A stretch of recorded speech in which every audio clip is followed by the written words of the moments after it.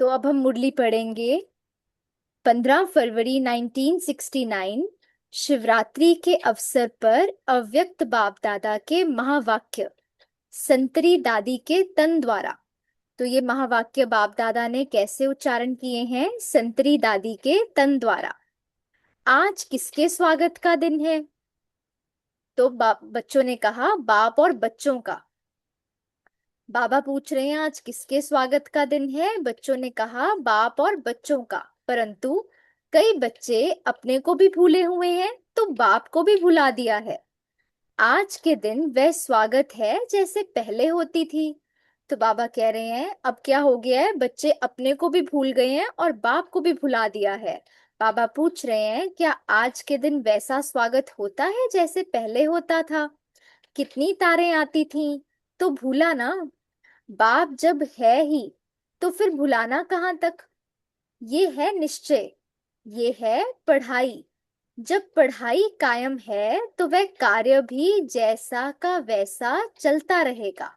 वह निश्चय नहीं तो कार्य में भी जरा ऊपर नीचे हो जाएगा, है ना। तो बाबा क्या कह रहे हैं कि जब तक पढ़ाई कायम है, जब तक संपूर्ण निश्चय है, तो क्या होगा, कार्य भी जैसा है वैसा चलता रहेगा। लेकिन जहां निश्चय नहीं वहां कार्य में भी फिर ऊपर नीचे हो जाता है ना। बच्चे अपने मर्तबे को समझते हैं कि मैं किसका बच्चा हूं। तो बाबा ने कहा जो हम बच्चे हैं अपने मर्तबे को समझते हैं, याद रखते हैं कि मैं किसका बच्चा हूँ।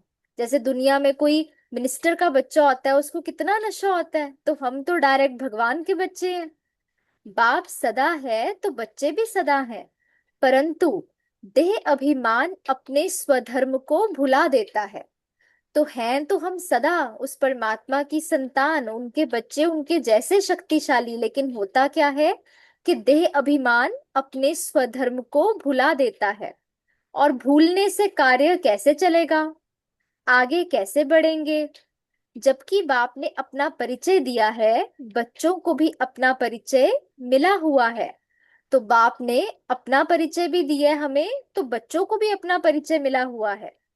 कितना समय इसी लक्ष्य को पक्का कराने के लिए मेहनत की गई है। तो बाबा ने शुरू में देखो बच्चों को स्वधर्म में स्थित करने के लिए कितनी मेहनत की है। उस मेहनत का फल कहाँ तक? सिर्फ याद कराने के लिए ये कह रहा हूं। मुरली तो चलानी नहीं है, सिर्फ बच्चों से मिलने आया हूँ। तो बाबा ने कहा कि बाबा आज क्या करने आए हैं? सिर्फ बच्चों से मिलने आए हैं। बच्ची ने कहा बहुत याद कर रहे हैं बाबा, आप चलेंगे तो रिफ्रेश करेंगे।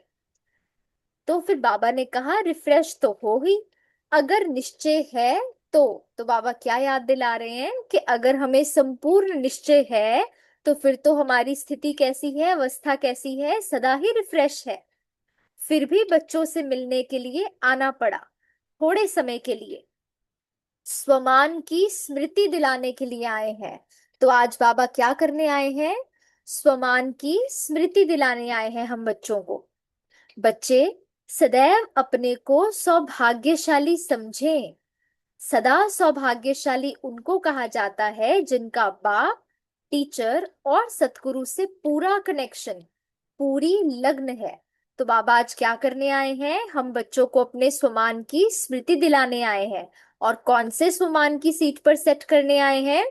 कि सदा अपने को सौभाग्यशाली समझे। अब सदा सौभाग्यशाली किनको कहा जाता है?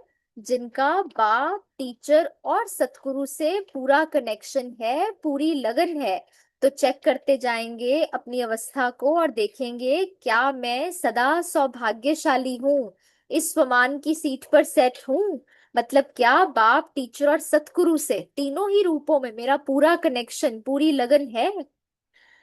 कन्या की सगाई के बाद क्या होता है? पति के साथ लगन लग जाती है, तब उसको कहते हैं सदा सुहागिन। तो बाबा ने क्या एग्जाम्पल दिया?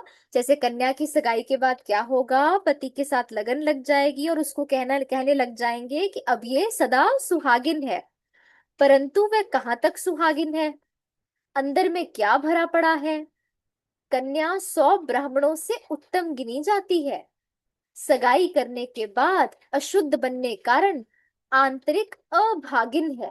ये किसको भी पता नहीं है। तो बाबा ने देखो कितनी गुह्य बात कही कि बाहर से तो दुनिया वाले कह देते हैं कि अब ये सदा सुहागिन है, लेकिन असल में तो क्या होता है, सगाई करने के बाद अशुद्ध बनने के कारण, विकारों में जाने के कारण वो आंतरिक तो अभागिन बन जाती है। ये किसको भी पता नहीं है। और जबकि जो एक कन्या है जो पवित्र है वो 100 ब्राह्मणों से भी उत्तम गिनी जाती है। बाप ही बतलाते हैं सदा सुहागिन कौन है। सदा के लिए परमात्मा से पूरी लगन रहे, वो सदा सुहागिन है। तो बाबा बता रहे हैं असल में सदा सुहागिन कौन है। हम सच्ची सच्ची जो परमात्मा की सजनियां बनी हैं, जिनकी परमात्मा से पूरी लगन है, वो सदा सुहागिन है। ये तो अभी पढ़ाई का समय है। बाप अपना कर्तव्य कर रहे हैं, डायरेक्शन देते पढ़ाते रहते हैं। जब तक पढ़ाना है पढ़ाते रहेंगे। विनाश सामने खड़ा है, उसका कनेक्शन बाप के साथ है। ऐसे मत समझो बाप की जुदाई है, जुदाई भी नहीं, विदाई भी नहीं। जब तक विनाश नहीं होता तब तक बाप साथ है। तो बाबा ने कल भी मुरली में पक्का कराया था कि जब तक स्थापना का कार्य संपन्न नहीं होता बाबा पूरा साथ देंगे, वो हमसे दूर नहीं हो सकते। तो आज भी बाबा याद दिला रहे हैं कि जब तक विनाश नहीं तब तक बाबा साथ ही हैं। ना तो बाबा से जुदाई है, ना तो विदाई है। बाबा का पाठ बच्चों के साथ ही चलेगा। वतन में बाप गया है कोई कार्य के लिए, समय अनुसार वह सब कुछ होता रहेगा। इसमें ना कोई विदाई है ना जुदाई है। जुदाई लगती है तो बाबा पूछ रहे हैं कि बच्चों को जुदाई लगती है क्या, तुमने विदाई दी थी। और बाबा ये भी पूछ रहे हैं कि आपने क्या बाबा के अव्यक्त होते समय उनको विदाई दी थी। अगर विदाई दी होगी तो जुदाई भी होगी। माना अगर मन से समझा होगा कि हम बाबा को विदाई दे रहे हैं, अब तो बाबा और हम अलग हो रहे हैं, फिर जुदाई का एहसास होगा। लेकिन जब विदाई ही नहीं दी होगी तो जुदाई भी नहीं होगी। जब हमें याद रहेगा कि अब तो बाबा सिर्फ रूप बदला है, पहले साकार में पालना कर रहे थे अब अव्यक्त में कर रहे हैं, तो जब ये एहसास होगा तो जुदाई का अनुभव भी नहीं होगा। ये ड्रामा के अंदर पार्ट चलता रहता है। बाप का खेल चल रहा है, खेल में खेल चलता रहेगा। तो ये ड्रामा का खेल है ना, तो उस खेल में भी खेल चल रहा है कि पहले बाबा का साकार पार्ट था, फिर अव्यक्त पार्ट हुआ। आगे तो बहुत ही खेल देखने हैं।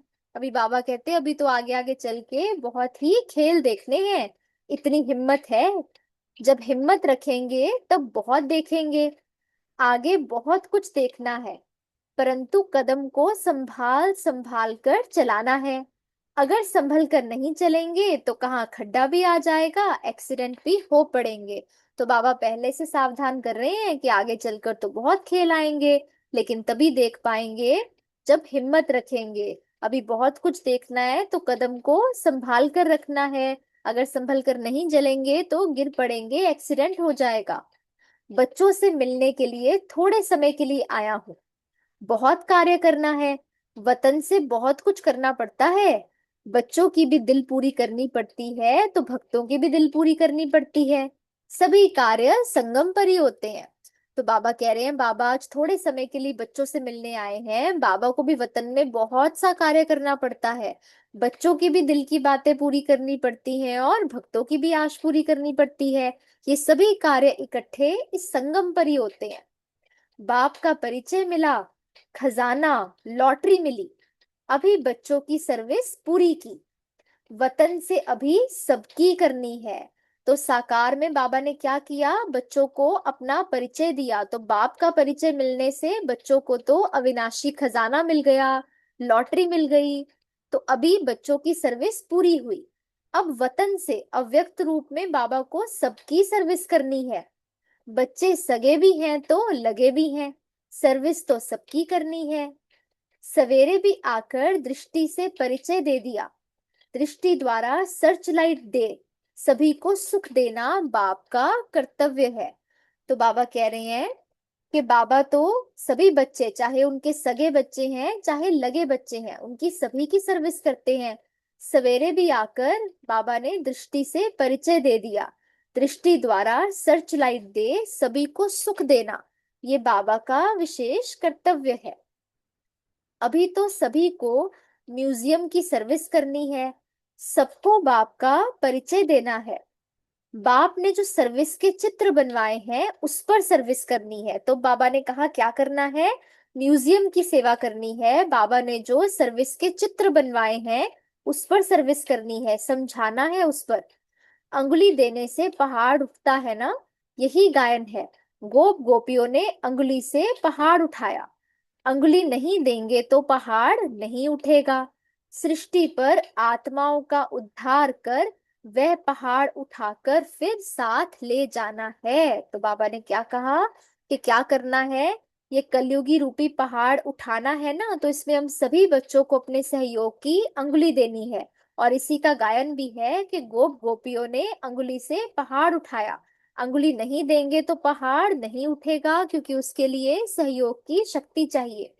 अब सृष्टि पर आत्माओं का उद्धार कर वह पहाड़ उठाकर फिर साथ ले जाना है। समूह होता है ना, अंत में समूह बनकर सभी के साथ रहना है। जैसे बाबा ने पहले भी एक मुरली में रिवाइज कराया था कि संगठन में रहना ही हमारी सेफ्टी है। तो आदि में भी संगठन, मध्य में भी और अंत में भी। तो वही बाबा यहाँ भी रिवाइज करा रहे हैं कि अंत में समूह बनकर सभी के साथ रहना है। पहले पहले साक्षात्कार में लाल लाल समूह देखा था, तब तो समझ में नहीं आया, परंतु अब वही आत्माओं का समूह है जिनको साथ ले जाने का ड्रामा के अंदर प्रोग्राम है।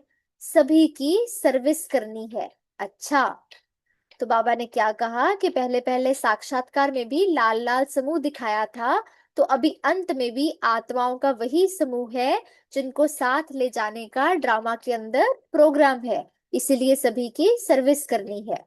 सवेरे उठकर बाप की याद में रहो, क्योंकि उस समय बाप सभी को याद करते हैं। तो सवेरे उठकर क्या करना है, बाबा को याद करना है, उनकी याद में रहना है, क्योंकि उस समय बाप भी सभी को याद करते हैं, तो याद से याद मिलती है।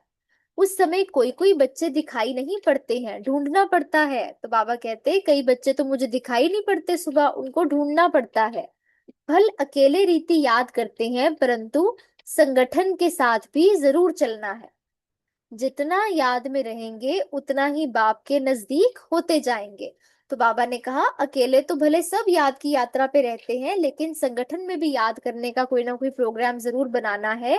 जितना याद में रहेंगे उतना ही बाप के नजदीक होते जाएंगे।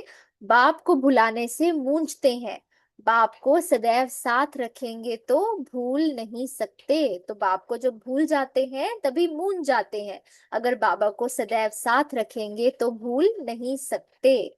ओम शांति। तो ये थी मुरली 15 फरवरी 1969 की, शिवरात्रि के अवसर पर अव्यक्त बाप दादा के महावाक्य संतरी दादी के तन द्वारा। ओम शांति।